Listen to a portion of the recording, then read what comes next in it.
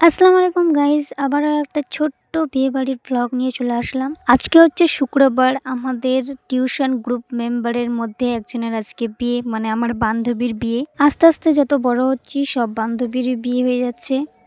মেয়ে তো ঘরে রাখার জিনিস নয়, একদিন না একদিন সবাইকে শ্বশুর বাড়ি যেতে হবে। বিয়ে বাড়ি যাওয়ার জন্য আমি তাড়াতাড়ি রেডি হয়ে গেছিলাম, আর এখানে আমার শিলা বেবিকে আমি টাটা বাই বাই করে দিচ্ছিলাম। তারপরে এখানে এসে আমি অনেকক্ষণ টোটোর জন্য ওয়েট করছিলাম। অনেকক্ষণ ধরে টোটোর জন্য ওয়েট করার পর একটা টোটো পেয়েছি, কিন্তু অনেক ভিড় ভাড় হওয়ার জন্য আমি ক্যামেরা অন করতে পারিনি। বিয়ে বাড়ি আসার পরই দেখি রৌনকের সঙ্গে দেখা। অনেকে এখন বলবে রৌনক আবার কে? রৌনক হলো আমার সিনিয়র বান্ধবী।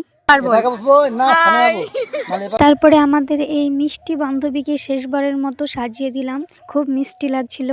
ব্রাইড বলে কথা, সুন্দর তো লাগবেই।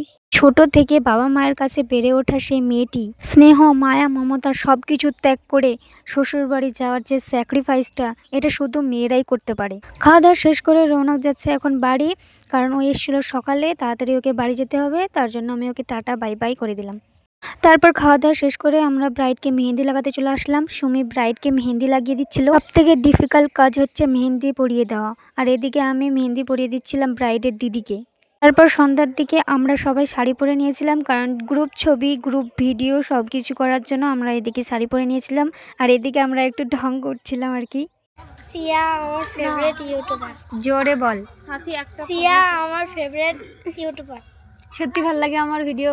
হ্যাঁ, ওই পুচকিটার নাম হলো বৃষ্টি, ওই নাকি আমার সব ভিডিও দেখে।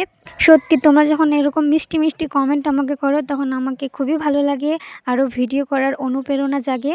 তোমরা এরকমই কমেন্ট করতে থাকো, আর এরকম সুন্দর সুন্দর ব্লগ আমি তোমাদের উপহার দেবো। তারপর চলে গেছিলাম খেতে। রাতের খাওয়া দাওয়া করে সবাই মিলে বাড়ি চলে যাব। আর ব্লগটা এই পর্যন্তই। যদি ভালো লাগে তো ছোট্ট একটা মিষ্টি কমেন্ট করে আর আমাকে ফলো করে পাশে থাকো। টাটা।